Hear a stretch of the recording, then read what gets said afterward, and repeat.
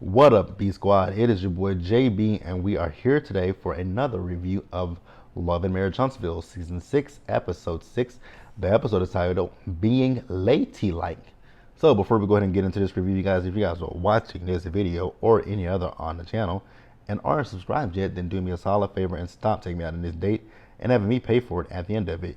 You guys know the routine. You can do me that favor by liking the video, subscribing to the channel, turning on your post notifications, and sharing the video. And with that out the way, without further ado, let's go ahead and get into Love and Marriage Huntsville, shall we? All right, you guys, so I will be honest with you guys. This episode review is probably going to be a short one because I don't have a lot in my notes, and the bulk of this episode really happened at the end. So we're going to go from bottom to top. So we're going to start off with Martell. So we see Martell, baby Martell's gonna wear a suit if he don't wear a suit, right? But I mean, I guess we getting away from the little young boy suits that he'd been wearing. But hey, so we see him as he went down to go see Maurice. So Maurice is at his credit, I think his credit repair business. Well, actually his business, right? So he's remodeling, and they were talking. You know, it's so interesting watching Martell, and we'll discuss him a little bit later. We'll just go deeper into him a little bit later, right? But it's so fascinating to watch Martell as he talks to Maurice about his relationship or lack thereof with Melody, right? And it's almost as if he wants to paint himself out to be some kind of a victim when you're like everything that's happened to you in your marriage or lack thereof of a marriage, right? Because you don't have a marriage anymore. But everything that happened was because of things that you did in your marriage. And now it's like you want to vilify Melody, right? You want to make Melody to be the bad guy. Because he was also talking about the birthday party, right? And once again, Martell loves to make himself out to be, a saint, or it's all Mel, right? Like I said in last week's review, did Mel have to invite Martell to the birthday party? No. Could she have? Yes. But ultimately, she chose not to, and that's her decision, and that's her right. So, then they talked about, Maurice and Maurice Jr., right? And it's also interesting watching him talk about the behavioral issues that he's having with, for the love of God, I wish they would stop calling that boy Monster. But the issue that he's having with Maurice Jr. is so interesting to see him talk about it, the fact that he doesn't listen to him. But the thing is, what Maurice said, he's 15 or 16 years old, right? At that age, kids think that they know everything. They don't want to listen to their parents. Because, I mean, I'll tell you guys, at 15 and 16, whoa, I was a terror. My mom and I had my behavioral issues with my mother. I had issues in school, right? And I mean, it comes with the territory. I think sometimes when we get older, we look back on things and we realize, damn, we should have listened to our parents, right? Because after I got a little bit older, and I thought about some of the things that my mom used to say to me, I was like, you know what? I be thinking to myself sometimes, I'm like, I don't want no damn kids because I don't want to deal with the teenager because I don't want what I did to my mom as a teenager to come back on me. Ugh. So it's interesting, but like I said, I want to talk. So with Maurice and Martell, I'm gonna talk about both of them I'm gonna talk about them when I get to their individual scene. This is Martell's individual scene, but I'm gonna talk about Martell more when I get to Melody's scene and about him making himself out to be a victim. And I'm gonna talk about Maurice when I get to his scene with him and Kimmy and how I feel about that. But let's pause here and move forward, you guys. All right, you guys. So next up, we got a scene with Stormy. So Stormy and Kiki are going out. They're going to go do Ricky. And honestly, you guys, I don't know what Ricky is. So you guys would have to kind of explain that to me if you know. I don't, I love the fact that with Kiki, she asked the lady about it. And this is actually something, it kind of ties into what we discussed in my College Hill review, how, people, as black people, we have adopted the Christian lifestyle, right? But the Christian lifestyle was forced upon the slaves, and it's just something that stuck with us from generations to generations to generations, right? Whereas things like things like hoodoo and voodoo. Those are things that we did have, right? But I like that Kiki was open to it, and I like that she was open to it. But so they did that. They sat down, and I like the fact that Kiki and Stormy are having an open communication with each other, and they realize that they do have a lot more in common than they do differences, right? So Kiki is talking about the fact that she wants to be able to sit down and have a conversation with Tiffany, and I was like, oh.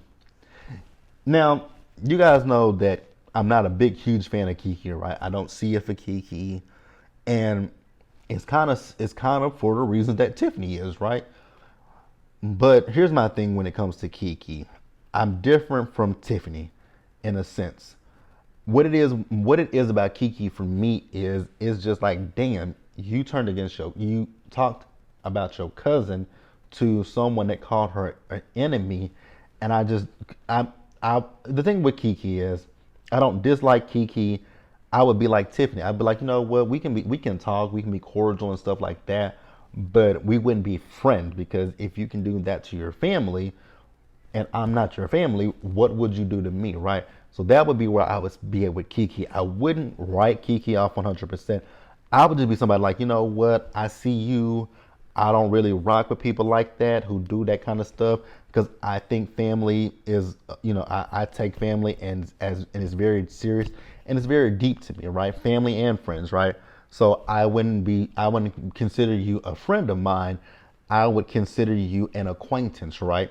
So I think that's what Tiffany could have easily said, but the way Tiffany makes it out is if she has this huge issue because she did this and this and that. You can say, you know what, I saw, like I just said, I saw how you rocked with your cousin, and it was a little shisty. Let's keep it real, it was shisty, right? But I don't have an issue with you. I don't know you that well, right? I don't have a problem with getting to know you, but in the process of me getting to know you, I'm not gonna tell you anything personal. It's gonna be a surface level friend. It's gonna be a surface level acquaintanceship, right? We just see each other, we say hello, we can talk, we can text, right? But it's never gonna be anything that's just really that just really goes deep, deep, deep, right? That's all Tiffany had to say. But that's really the scene. I really don't have much more else from that scene. Let's just go ahead and pause here and move over to the next scene, you guys. I think the next scene is, yep, Kimmy and Maurice, right?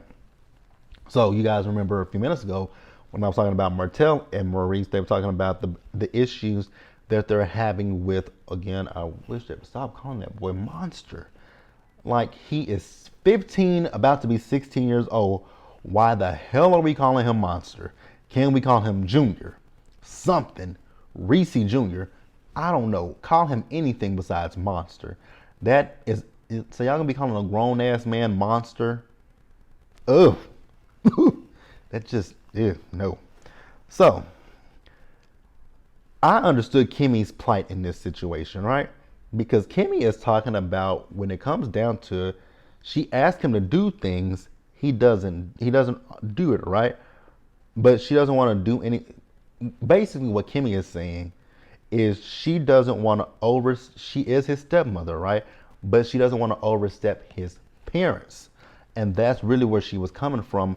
But Maurice decides he wants to call Kiowa up, and I'm so glad that Kiowa reiterated the same exact things that Kimmy said to Maurice. It's like, you really didn't listen to what your wife was saying, huh? Like, you heard nothing about what she was saying. She wasn't saying that she doesn't feel comfortable disciplining Maurice Jr. Her issue is she just doesn't want to overstep his actual biological parents, which is you and Kiowa. She's not going to discipline him the same way that she disciplines Jalen because Jalen is her biological son. She gave birth to Jalen, so she was gonna treat Jalen a lot differently than she would treat Maurice Jr. And I'm still just thinking to myself, like, how the hell did Maurice not hear that? But then when Maurice was talking to Martell, he was talking about how he's having an issue with it as well. And honestly, it was kind of like it was just Kimmy. He was trying to put it all on Kimmy as if she was the one that was having an issue with him. But Kimmy was like, no, you just said it yourself. he doesn't listen to you as well. So y'all have to find a way, because even when Maurice was talking to Martell, he was telling him he'd take his phone away and stuff like that, and he adapts to that, and that was a problem with me and my mother as well, right? Ooh, my mom tried almost everything she could to discipline me, because she at one point she even grounded me for a whole 2 weeks, right? Took my PlayStation away from me, took the TV away from me. We didn't have cell phones in that time, but she took everything away from me, and even took my toys, right?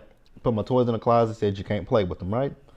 And that did not bother me whatsoever, because the day I got home, she said, "Okay, don't turn on your TV, and don't turn your TV, and don't play with your toys, right? Don't play with your game, don't do anything."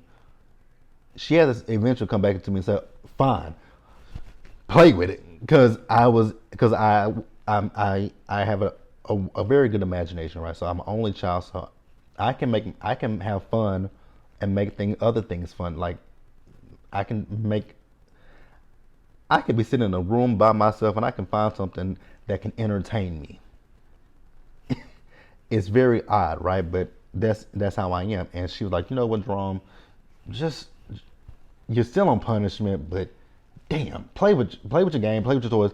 Because I was still loud and I was just having fun by myself, right? So she just had to give me the game back. But that's really all I got for this scene as well.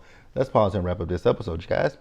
All right, you guys. So the episode, we're gonna end it with Melody. So you guys know that Melody is having this tea where she's gonna get all the ladies together so that they could, learn proper etiquette, right? So she went to go see Tiffany because she hasn't saw Tiffany since the spa day, and she's telling Tiffany about the tea party. She told them that they can bring, a plus one. She's like, in this group, typically a plus one means backup, right? Well, it kind of did in this episode as well. Huh. So Mel just wants everyone, Tiffany feels like everybody needs to come with the right mindset, yourself included, because let's not pretend like you don't have let's not pretend like you are without any faults, right? Then not Kiki, but Tiffany wants to say that she feels that Kiki brought her down at the spa party. I was like, wait a minute now, how did that happen? Because you were vocal about Kiki at the spa party, so I'm a little confused, right? So Mel told Tiffany about the party and Martell, right? So this is what I wanted to talk about. So Martell, like I said, Martell loves to try to make himself out to be like he's so innocent and whatnot. But remember, when he was at the party, he wanted to be there to be around Mariah. But come to find out, because Mel told him it's still her birthday, so you can get her later. So they called him up, and he didn't come get her later. I was like, oh, so you did all of that hoopla not to get your daughter later that day. What a piece of crap. So we see all the ladies as they show up to the party, including Miss Betty. So I guess Miss Betty is taking the place of Miss Wanda. Okay, girl. So Mel talks about the last time that they were all together, which was at the spa party, right? And, Stormy is telling, the woman is teaching them proper etiquette. Like, if you're standing and you take your teacup with your saucer and, you take a spoon and you go, this is how you mix in the sugar and the tea. You take your tea bag out and you put your tea on your saucer. I learned something new myself as well. So she's talking about etiquette, right? And, talk about, how to communicate. And Stormy was like, but I like to cuss a lot, right? And the woman was like, typically when we cuss, that means we have a lack of vocabulary. And I've heard people say that plenty of times before, right? And sometimes it can be true, right?